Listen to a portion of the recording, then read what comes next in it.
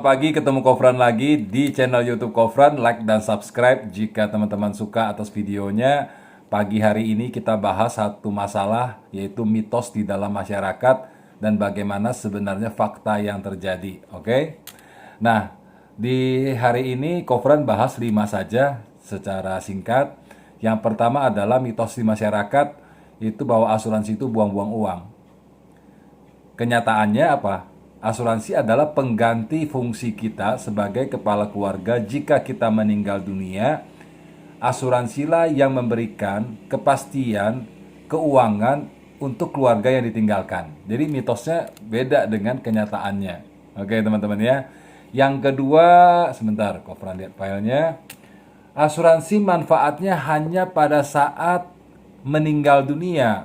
Jadi banyak mitos di masyarakat beli asuransi percuma karena manfaatnya hanya diterima pada saat nasabah meninggal dunia. Kenyataannya banyak sekali asuransi yang bisa memberikan manfaat hidup pada saat nasabah masih tetap hidup. Misalnya contoh dana pensiun, tabungan berjangka, ataupun mungkin dana pendidikan buat anak dari karyawan. Itu ya, mitosnya seperti itu.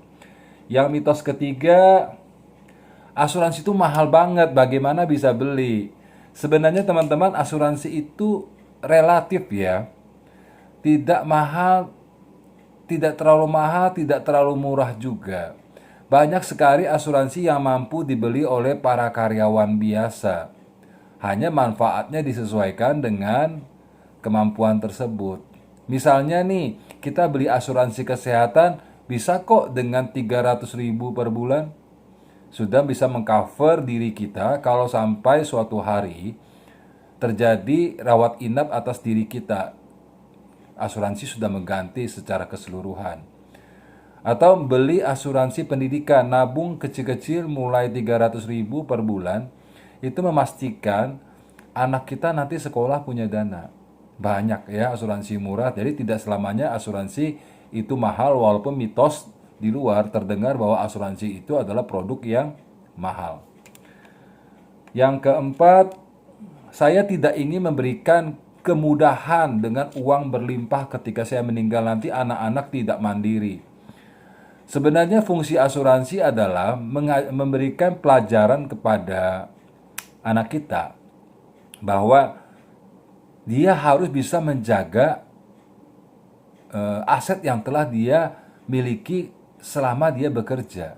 Bagaimana cara cerdas untuk bisa menjaga aset yang telah kita miliki selama ini. Jangan sampai aset yang telah kita miliki habis gara-gara suatu kondisi atau peristiwa yang kita tidak kehendaki. Jadi ini memberikan pelajaran kepada anak-anak kita bahwa cara bijak menjaga aset adalah dengan memiliki asuransi. Oke, sip.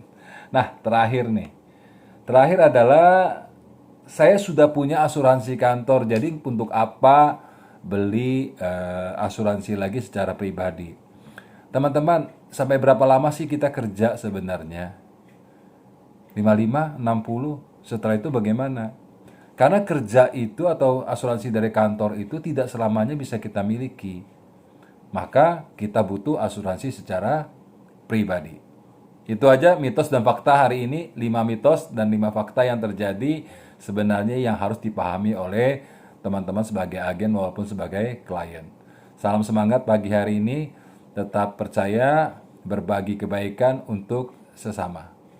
Semangat!